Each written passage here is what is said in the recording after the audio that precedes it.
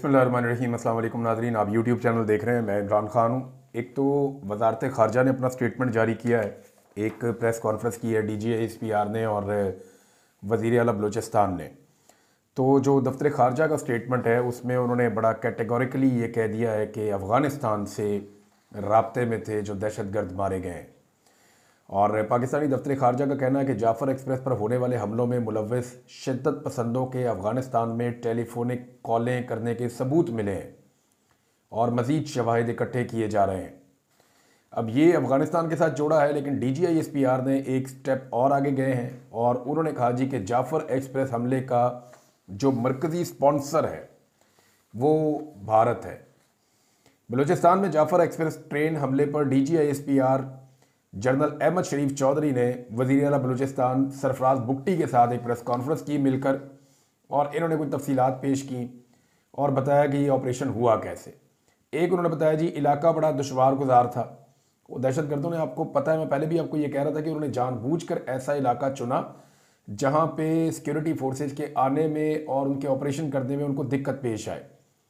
दहशतगर्दों ने इंतहाई मुनज़्ज़म कार्रवाई की और इंतहाई दुश्वार गुजार रास्ते का इंतखाब किया और FC चेक पोस्ट पर भी हमला किया गया, जबकि ट्रेन पर हमले के बाद मुसाफिरों को उतार कर टोलियों में तकसीम किया और भारतीय मीडिया पूरे वाक़े की मिस रिपोर्टिंग करता रहा।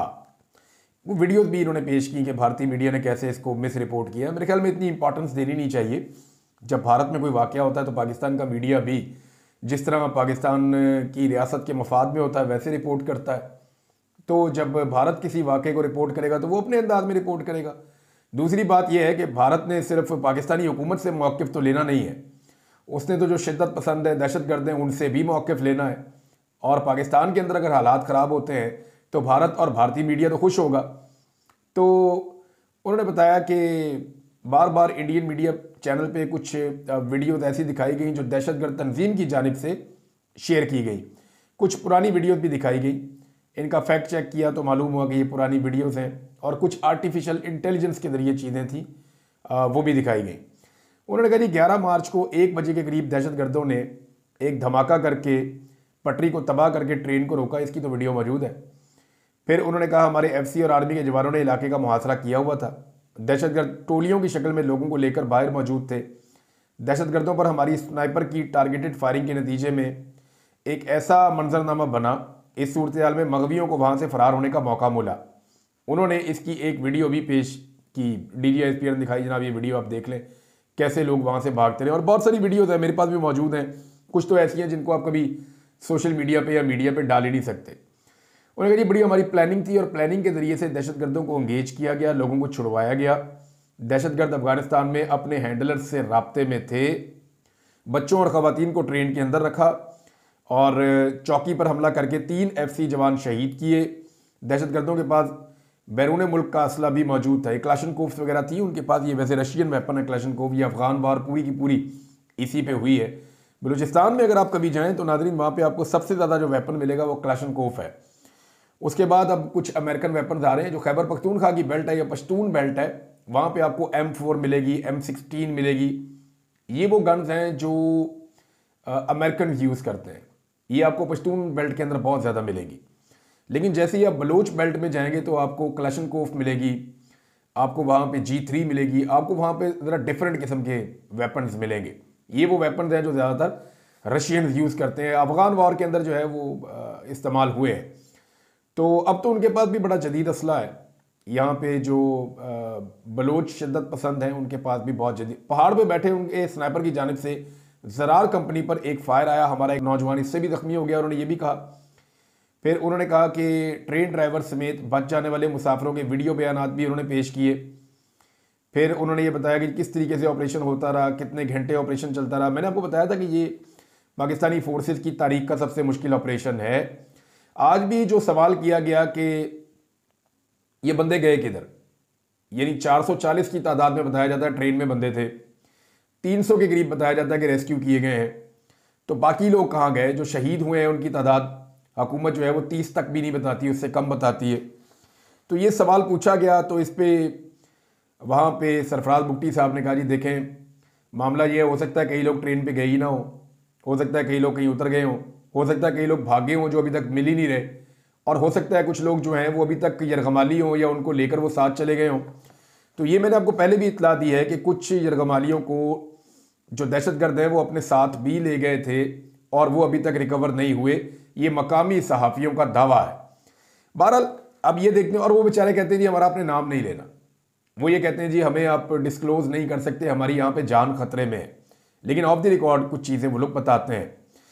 कुछ सवालों के जवाब ऐसे हैं जो मुतमिन नहीं कर पाए, यानी खास तौर पे ये कि जो नंबर्स ऑफ डेथ्स है या जो असैसिनेशन हुई है लोगों की, वो नंबर कितने हैं, इस बारे में अभी भी जो लोग प्रेस कॉन्फ्रेंस से निकले उनका भी ये कहना है कि वो उनको तसल्ली बख्श जवाब इस बारे में नहीं मिला। लेकिन एक बात क्लियर की है DGISPR ने कि इसके पीछे भारत है मरकजी स्पॉन्सर।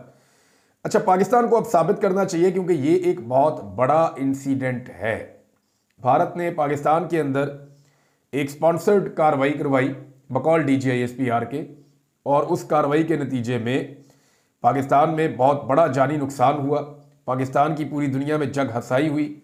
तो एक तो ये पाकिस्तान का एक बहुत बड़ा इंटेलिजेंस फेलियर था कि हमारी एजेंसियां इस सरजमीन पे मौजूद हैं और वो नाकाम हो गई, और भारतीय एजेंसियां जो हैं वो भारत में मौजूद हैं, उन्होंने स्पॉन्सर किया और एक कामयाब अटैक करवा दिया। तो DGISPR ने कहा कि इसके पीछे भारत है। देखिए ये इसके दो फेजेज हैं, आप दो में इसको लें। पहला फेज ये है कि हमला, उसकी मनसूबाबंदी और हमले को एग्जीक्यूट करना। यहां तक पाकिस्तान की इंटेलिजेंस एजेंसियां नाकाम रहीं, और भारत अगर स्पॉन्सर्ड है तो फिर भारत जो है वो इसमें कामयाब रहा, यहां पाकिस्तान को शिकस्त हुई है।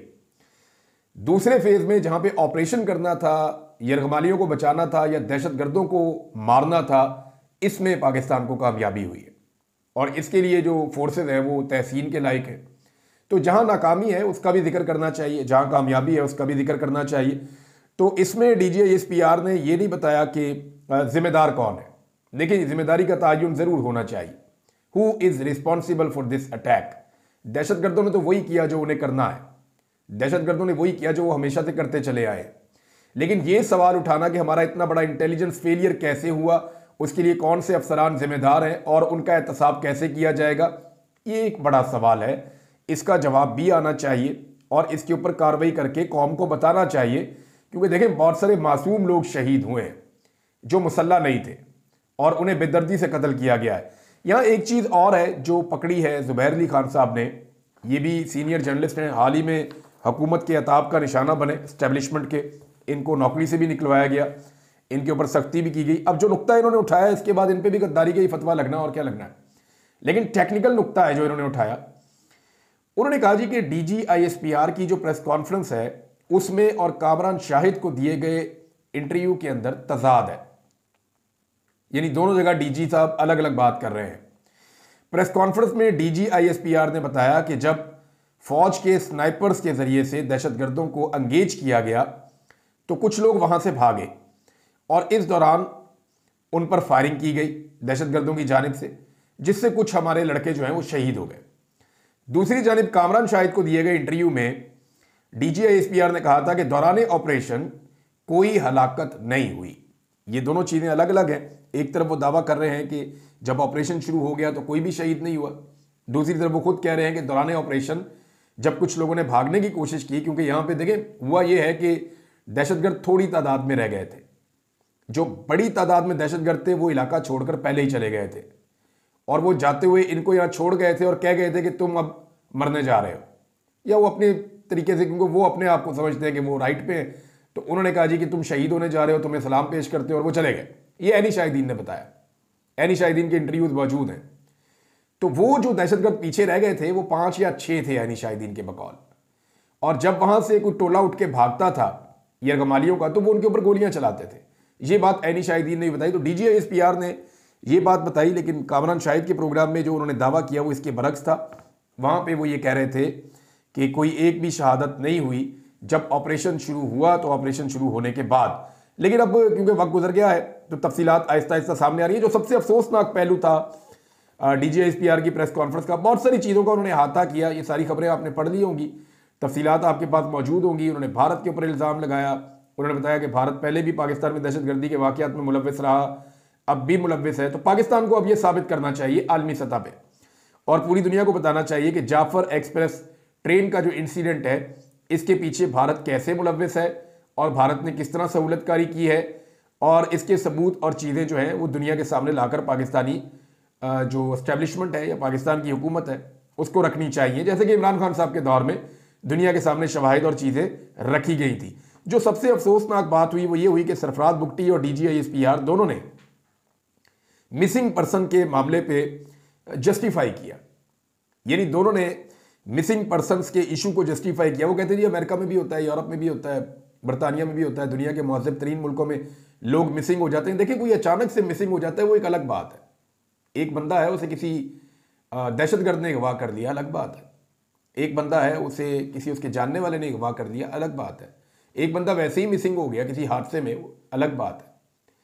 लेकिन जब किसी को मिसिंग कर दिया जाए रियासत की जानिब से तो वो एक बड़ी खौफनाक बात है। अब जिन मुल्कों की ये मिसालें दे रहे हैं, क्या दुनिया की कोई एक ऐसी फौज हो, मैं आपको वैसे ही पूछ लेता हूँ कि दुनिया की कोई एक ऐसी फौज है जो ऑफिशियली आकर बैठ के मिसिंग पर्सन के मामले को डिफेंड करे? हाँ, ये तो कह सकते हैं कि जी हमने किसी बंदे को मिसिंग नहीं किया, ये भी कह सकते हैं कि हम मिसिंग पर्सन नहीं करते या हम किसी को ऐसे गायब नहीं करते, ये कहना तो ठीक है। लेकिन क्या कोई भी फौज या कोई भी वजीर आला मिसिंग पर्सन के इशू को जस्टिफाई कर सकता है कि दुनिया में होते हैं जनाब, हमने भी कर दिए? क्या एक गलत दूसरे गलत के लिए जवाब हो सकता है? अगर दुनिया में कहीं होता भी है तो क्या दहशतगर्दों को ही मिसिंग पर्सन किया जाता होगा ना किसी जगह पे? पाकिस्तान के अंदर तो आप देखें ना, सहाफियों को मिसिंग पर्सन किया गया, मैं आपके सामने बैठा हूं, शायरों को मिसिंग पर्सन किया गया, अहमद फरहाद की मिसाल आपके सामने। अभी हाल ही में हमारे ज़ईम लगारी साहब जो हैं वो 8 दिन मिसिंग पर्सन रहकर वापस आए, और उनको जो है वो इसलिए लेकर गए कि मरियम नवाज साहिबा के खिलाफ उन्होंने खबर दे दी थी। सोशल मीडिया एक्टिविस्ट ने पाकिस्तान में उन्हें मिसिंग पर्सन कर दिया जाता है। फिर जो वकला हैं उन्हें मिसिंग पर्सन कर दिया जाता है। बड़ी तादाद में पाकिस्तान में रजीम चेंज के बाद से सियासतदानों को मिसिंग पर्सन किया गया, उन्हें गायब किया गया। तो इसको जस्टिफाई कैसे किया जा सकता है? मैं उम्मीद करता हूं कि वो मौलवी अब उछल उछल के जो है वो DGISPR के इस बयान का पोस्टमार्टम जरूर करेंगे, और उन्हें करना चाहिए, दलाइल के साथ करेंगे, क्योंकि उन्हें बोलने की बड़ी सलाहियत दी है अल्लाह रब्बुल इज़्ज़त ने।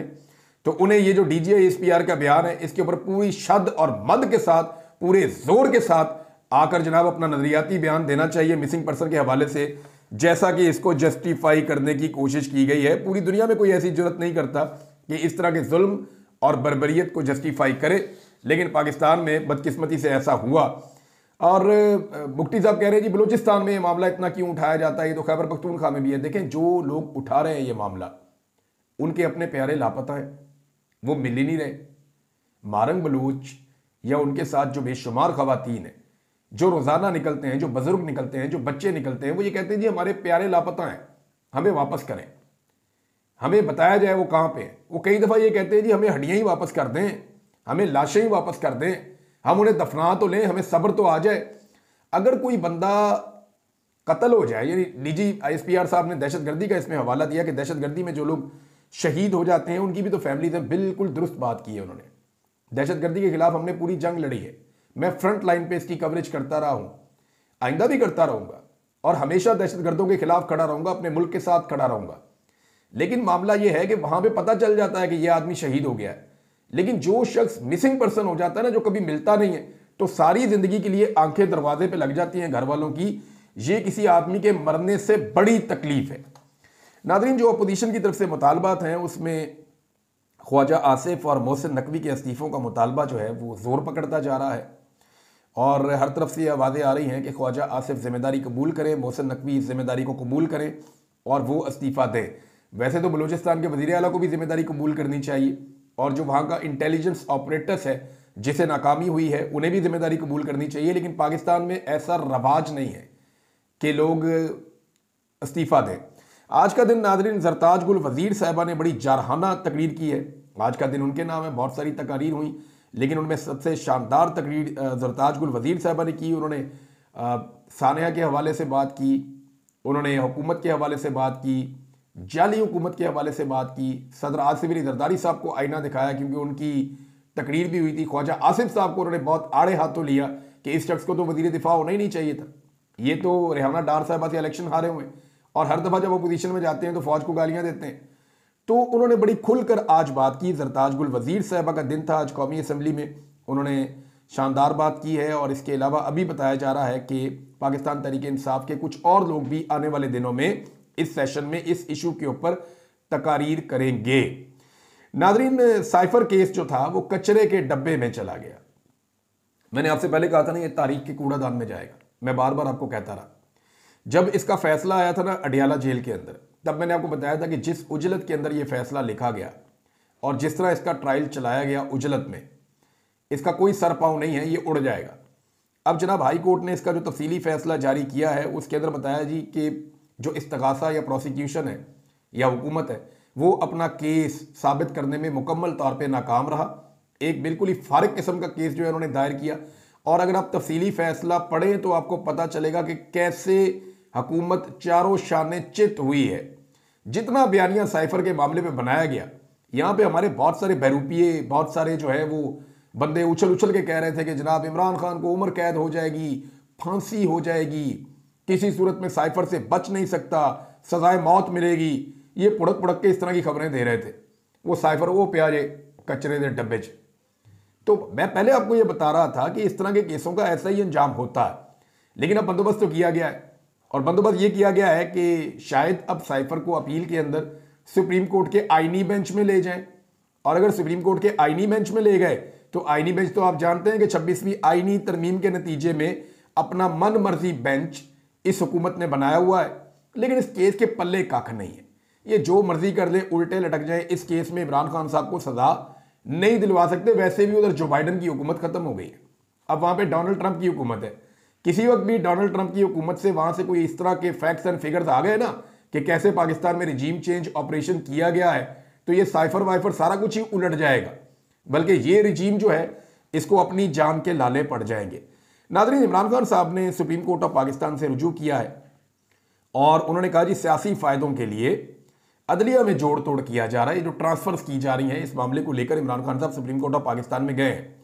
कुछ और बार्स हैं वो भी सुप्रीम कोर्ट ऑफ पाकिस्तान में जा रही हैं और ये सारा मामला उठाया जा रहा है। एक और खबर है नाज़रीन, और ये अब बिलावल के और जरदारी के ना गले पड़ गया। आसिफ जरदारी और बिलावल जरदारी, इन दोनों के गले पड़ गया है पानी वाला मामला और इनकी जान नहीं छूट रही। यानी जो सिंध का पानी इन्होंने बेचा है बकौल उमर अयूब साहब के, वो पानी बेच के इनको पैसा हजम नहीं हो रहा। अभी 9 अरब रुपए का जो है वो बजट लिया है, ग्रांट ली है, सवाब दीदी फंड ये बिलावल ने लिया है कि 9 अरब रुपया जितने मर्जी ला दो जाके मुख्तलिफ खबरों के मुताबिक। तो अब जनाब वो जो पानी है वो इन्हें हजम नहीं हो रहा और बिलावल जरदारी ने कहा कि पानी के मामले पर हमारा मौक़िफ़ बिल्कुल वाज़ेह है, तमाम मसाइल का हल सियासी अंदाज में निकल सकता है। लेकिन चोरी तो पकड़ी गई है।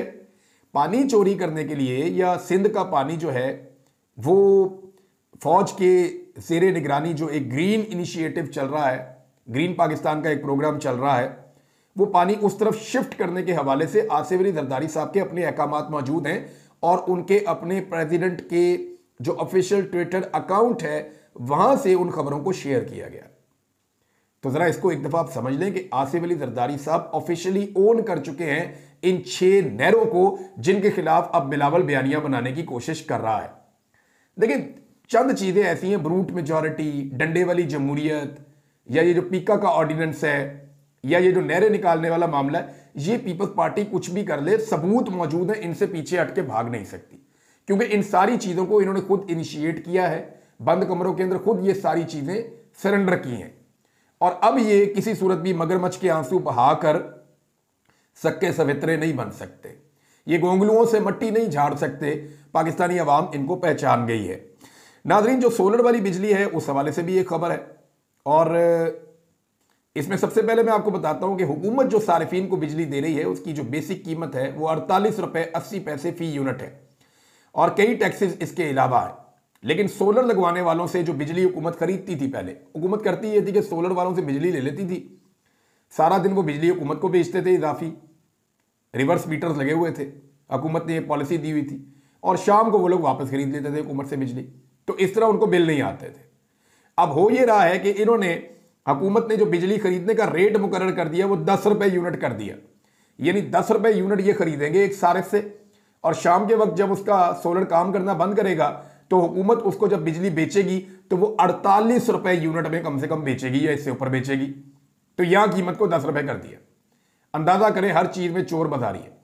पाकिस्तान में बड़ी इंडस्ट्री चल रही तो आम आदमी को पीसने का पूरा इन्होंने सिलसिला शुरू कर दिया है।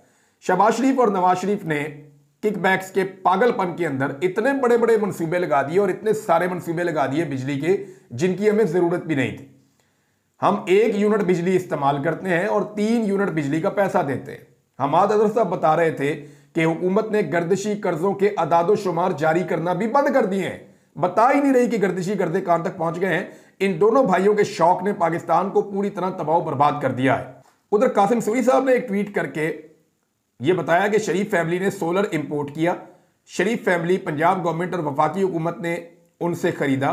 शरीफ फैमिली ने लोगों को खरीदने पर मजबूर किया और एक बार जब यह हो गया तो अब शरीफ फैमिली ने टैक्स लगा दिया और ग्रीन यूनिट की कीमतें कम कर दी गई।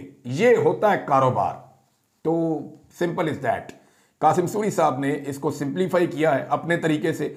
नादरीन, इमरान खान साहब की मुलाकातें नहीं करवाई जा रही। इस पे जस्टिस सरदार एजाज इसहाक साहब ने अपनी लॉ क्लर्क सकीना बानो को इमरान खान से मुलाकात करने के लिए भेजा है ताकि वो 3 सवालात का जवाब लेकर आए। और वो जो 3 सवालात हैं वो ये हैं, मिशाल यूसुफजई इमरान खान की वकील हैं या नहीं। नंबर 2, इमरान खान से वकला की फहरिस्त की तस्दीक करवाई जाए। नंबर 3, इमरान खान के वकालतनामे पर दस्तखत करने की इजाजत है या नहीं।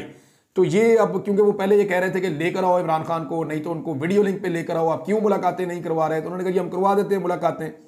तो अब जो है वो उन्होंने कहा जी मेरी ये जो लॉ क्लर्क है ये जाएगी इमरान खान से मिलने और ये 3 चीजें पूछ कर आकर अदालत में बताएंगी। नाज़रीन, खबरें और भी है मेरे पास, नेक्स्ट वीलॉग में आपके साथ मैं शेयर करूंगा। अब तक के लिए इतना ही। अपना ख्याल रखिएगा, अपने इस चैनल का भी। अल्लाह हाफिज़।